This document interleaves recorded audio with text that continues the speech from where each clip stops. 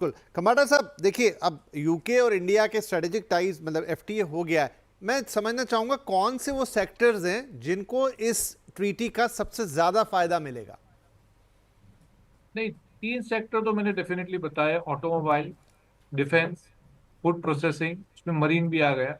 अब जो सबसे बड़ा फायदा है इंडिया का, मेरे हिसाब से, मैंने थोड़ा उसको जिक्र किया, तो उसको थोड़ा डीपली जाते हैं। जो ट्रीटी में बताया है कि इंडिया में से जो इंडिया के लोग हैं, योगा इंस्ट्रक्टर बनना चाहे, कि हाईली क्वालिफाइड डॉक्टर बनना चाहे, ये सब के लिए भी they are looking at a faster track process of what I call business visa, बोलो कुछ भी बोलो। इससे कारण क्या होगा कि जो हमारा यूथ है, they are definitely looking at aspirations of their job front, तो वो डेफिनेटली फायदा इनको मिल सकता है। सेकेंडली, जो फाइनेंशियल सर्विसेज सेक्टर है, वो सेक्टर यूके का बहुत बड़ा है।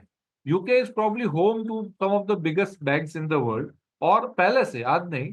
और यूके तो जब ब्रेक्सिट नहीं हुआ था उसके पहले भी एक पूरा यूरोप का भी फाइनेंशियल सेक्टर रहा है। तो मेरे हिसाब से इंडिया को बहुत गेन होगा कि ये अगर ट्रीटी में जो फाइनेंशियल सर्विसेज सेक्टर का भी अगर उसमें जो जो जिक्र किया है उसको भी फायदा पहुंचे। बाकी एक टैरिफ इसमें बात की है कि नॉन टैरिफ बैरियर, काफी बहुत एक इंपॉर्टेंट चीज है कि टैरिफ तो कम होना इंपॉर्टेंट है, पर जो नॉन टैरिफ बैरियर लगते हैं, फॉर एग्जांपल फूड पे लगा दिया, पेस्टिसाइड कंटेंट इतना होगा तो हम नहीं एक्सपोर्ट करेंगे, तो कुछ भी एक्स वाई जेड एबीसी, तो उसके कारण क्या होता है, एक ट्रेड को हिंड्रेंस होता है। तो वो उन्होंने बताया है एक ट्रीटी में कि ये जो नॉन टैरिफ बैरियर्स है इसको रिमूव किया जाएगा। तो मेरे हिसाब से काफी प्रोडक्टों में, खाली टेक्सटाइल में, फूड प्रोसेसिंग में, काफी प्रोडक्ट में ऐसे नॉन टेक्सटाइल बैरियर होते हैं, ये डेफिनेटली उसको बेनिफिट मिलेगा। आपको सबको पता होगा कि भाई बांग्लादेश से मोस्टली टेक्सटाइल जाते थे, श्रीलंका से जाते थे, बिकॉज वहां उनका जीरो टैरिफ था। आज मेरे हिसाब से टेक्सटाइल को इंक्लूड करके इंडिया का जो बेस इंडस्ट्री है वो कपड़ा है, और जो एमएसएमई कपड़े से जुड़े हुए हैं। मेरे को लग रहा है कि ये जो पूरा टेक्सटाइल का सेक्टर है उसको एक पूरा बढ़ावा मिलेगा ये ट्रीटी से। तो ये सब सेक्टर में उसको डेफिनेटली उस पर फायदा देख रहा हूँ। इसमें पीयूष जी, आपको एक मिनट रोकूंगा। ए के भट्टाचार्य साहब हमारे साथ जुड़ चुके हैं, जो कि बिजनेस स्टैंडर्ड के हैं न्यूज़ डायरेक्टर। भट्टाचार्य साहब नमस्कार। बहुत लंबे समय से बातचीत चल रही थी कि हाँ। यूके के साथ फ्री ट्रेड एग्रीमेंट होगा। अब ये फ्री ट्रेड एग्रीमेंट जो है उसकी डील हो गई है, हालांकि साइन वगैरह करने की जो औपचारिकता है वो होना बाकी है। लेकिन जिस तरीके से अभी अंतर्राष्ट्रीय माहौल है और भारत विकसित भारत बनने की तरफ बढ़ना चाहता है, एक्सपोर्ट सेक्टर में रोजगार के मौके काफ़ी ज़्यादा होते हैं, ऐसे में ये फ्री ट्रेड एग्रीमेंट होना यूके के साथ कितनी बड़ी कामयाबी मानते हैं आप? देखिए, ये यूके के साथ जो एग्रीमेंट हुआ है, इसका ये जो जी। तात्पर्य इसमें नहीं है। मैं समझता हूँ इसका तात्पर्य इंडिया के साथ जो यूएस के नेगोशिएशंस हो रही हैं उसके ऊपर ये कैसे प्रभाव डालेगा, इसका तात्पर्य है। इंडिया और यूके का जो ट्रेड जो है वो बहुत ही नगण्य है। करीबन 22 बिलियन डॉलर और 25 बिलियन डॉलर का ट्रेड है, फॉरेन ट्रेड। उसमें से हमारी 5 बिलियन डॉलर की सरप्लस है हमारी तरफ। तो मैं ये समझता हूं कि और यूके को अगर आप देखेंगे इंडिया के फॉरेन ट्रेड में लिस्ट में, वो करीबन 15-16 वहां देश है वो।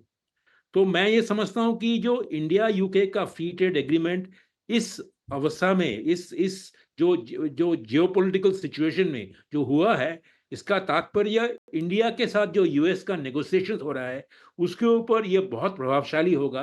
क्योंकि हमें ये देखना पड़ेगा किस तरह से इस India UK free trade agreement में ये जो गुड्स की जो बात कर रहे हैं वो तो है ही, उसकी एडवांटेज होंगी। पर सबसे बड़ी एडवांटेज जो होगी वो हमारी जो बायलैटरल इन्वेस्टमेंट ट्रीटी की जो प्रोविजंस जो हैं उनको किस तरह से डील किया गया है। इस वक्त जो ट्रेड के साथ जो इन्वेस्टमेंट का जो संपर्क है वो काफी ढीला पड़ गया है, क्योंकि हमारी जो बायलैटरल इन्वेस्टमेंट ट्रीटी है वो लिम्बो में है।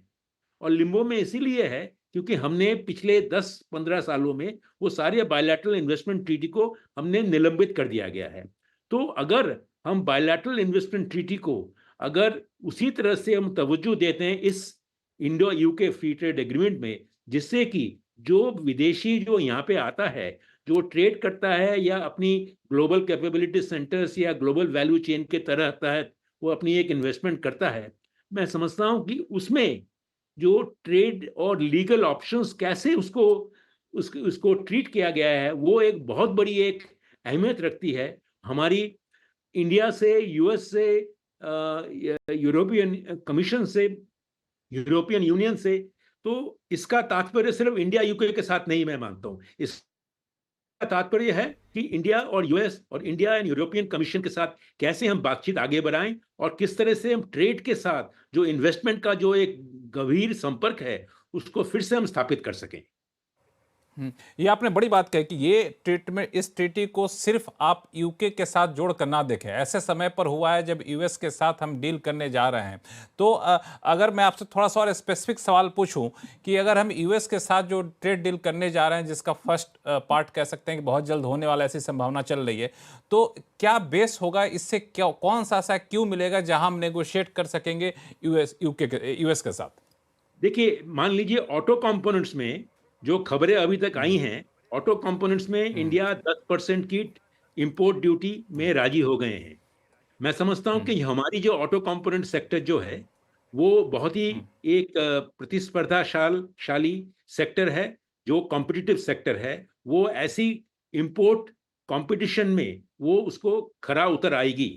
इसका मतलब 10% की टैरिफ से भी हमारी देश की जो कंपोनेंट सेक्टर जो है वो ऑटो जो यूके से जो इंपोर्ट आएंगी उसमें घबराने वाले की कोई बात नहीं है। उसी तरह जो अल्कोहल इंडस्ट्री में जो है, जहां पे उन्होंने विस्की और जिन जो बहुत बड़ी यूके के लिए बहुत मायने रखती है, उसमें 75% का ड्यूटी दिया है। तो इसी तरह जैसे जैसे हम और भी डिटेल्स हमें मिलेंगे, हमें ये देखेंगे कि यूके एक एक एक एक स्टैंडर्ड बन सकता है कि अगर यूके के साथ आपने 10% किया तो आप यूएस के साथ भी कह सकते हैं कि हमने यूके के साथ 10% किया है, आपके साथ भी हम 10% कर देते हैं। तो इसी मायने में मैं समझता हूं, जैसे बायलैटरल इन्वेस्टमेंट की बात जो मैंने की, उसमें भी यही बात फिर से आएगी कि जिस तरह से हमने बायलैटरल इन्वेस्टमेंट की जो एक प्रोविजन जो हमने रखी है, जो लीगल ऑप्शंस जो एग्जॉस्ट होने के बाद ही जो विदेशी स्टेक होल्डर या इन्वेस्टर या ट्रेडर वो बाहर की कोई कोर्ट में आर्बिट्रेज में जा सकता है। तो ये सारे जो जो जो जो स्टैंडर्ड्स जो हैं, ये यूएस के साथ भी हम उसका आर्गुमेंट कर सकते हैं नेगोशिएशंस के समय, क्योंकि हम ये कह सकते हैं हमने यूके के साथ किया है। और उससे बड़ी बात यह है कि हमें ये देखना है कि इंडिया यूके के साथ जो हमारी जो कोई साइड लेटर्स एक्सचेंज हुई है कि नहीं। साइड लेटर्स का मतलब ये है कि हमारी जो एग्जेम्पशंस लिस्ट जो हैं, जैसे हमने तो ये तो कह दिया कि 10% ऑटो कंपोनेंट इंपोर्ट आप कर सकते हैं, 75% में आप विस्की या जिन को आप इंपोर्ट कर सकते हैं, पर इसके साथ साथ काफी जो जो जिसे कहते हैं हम साइड लेटर, जिसे एग्जेम्पशन लिस्ट कहते हैं, जो जो क्या क्या एग्जेम्पशंस होंगी, वो हमें देखना है कि वो किस तरह से हम उसको उनका हमने इस्तेमाल किया है। और वही जो जिस तरह से हम यूके के साथ इस्तेमाल करेंगे, मैं मानता हूं कि जब हम यूएस के साथ नेगोशिएशन कर रहे हैं उसका भी इस्तेमाल उसी तरह हो सकता है, क्योंकि इंटरनेशनल ट्रेड नेगोशिएशंस में प्रेसिडेंट एक बहुत बड़ी बड़ी इंपॉर्टेंट एक इशू कह रहे हैं सर आप, क्योंकि ये चीजें देखने लायक है। और अभी अजय सहाय साहब भी जुड़ गए एफआईओ के, मैं उनकी पहली प्रतिक्रिया लेता हूं। अजय सर, ये एक ऐसे वक्त पर आई ट्वीटी जो सभी यूनानिमसली कह रहे हैं कि बड़ा इंपॉर्टेंट है इसका टाइमिंग, आप इसे कैसे देख रहे हैं? जब एक तरफ हम इन कन्फ्लिक्ट विद पाकिस्तान है, वो एक अपने आप में अलग मसला है, लेकिन दूसरी तरफ आपका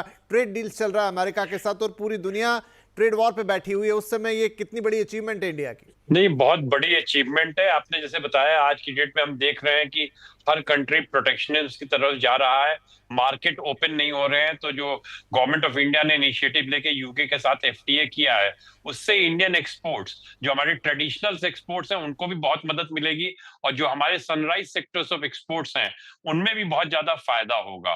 क्योंकि हम अभी तक बहुत से जो लेबर इंटेंसिव सेक्टर, अगर हम बात करें अपैरल, टेक्सटाइल या फुटवेयर, लेदर की बात करें, तो हम कुछ कंपटीशन हमारा जो था वो वियतनाम के साथ था, कुछ बांग्लादेश के साथ था। दोनों को फ्री ट्रेड एग्रीमेंट का एडवांटेज मिलता था, एक को बीइंग एलडीसी, दूसरे का अपना था। तो हम आउट प्राइस हो रहे थे मार्केट में। लेकिन अब इंडिया ने एफटीए कर लिया है, तो हम एटलीस्ट लेवल प्लेइंग फील्ड इन कंट्रीज के साथ है, और दूसरों कंट्री के साथ हमें एक टैरिफ एडवांटेज भी मिल रहा है। तो हम देखेंगे कि जो इंडिया का एक्सपोर्ट है, चाहे हम टेक्सटाइल की बात करें, लेदर की बात करें, टॉयज की बात करें, मरीन प्रोडक्ट की बात करें, जेम्स एंड ज्वेलरी की बात करें, वो काफी तेजी से बढ़ेगा। और दूसरी तरफ जो हमारे एक्सपोर्ट जैसे ऑटो कंपोनेंट का है, इंटीग्रेटेड सर्किट का है, ऑर्गेनिक केमिकल्स का है, फार्मा का है, वो भी बहुत तेजी से बढ़ेगा। और ये एग्रीमेंट खाली गुड्स के बात नहीं कर रहा, हमने देखा है सर्विसेज में भी अच्छे कंसेशन मिले हैं। जो मोबिलिटी की बात आई है, उससे जो हमारी आईटी सर्विसेज है, बिजनेस सर्विसेज है, प्रोफेशनल सर्विसेज है, फाइनेंशियल सर्विसेज है, उसको फायदा होगा। और जो अभी हमने देखा है कि जिस तरह का सोशल सिक्योरिटी से एग्जिबिशन दिया गया है, तो उससे आईटी इंडस्ट्री को बहुत फायदा होगा कि जो आईटी कंपनीज थी वो एक तरह से उनके ऊपर एडिशनल बर्डन था, वो भी ये बर्डन नहीं रहेगा।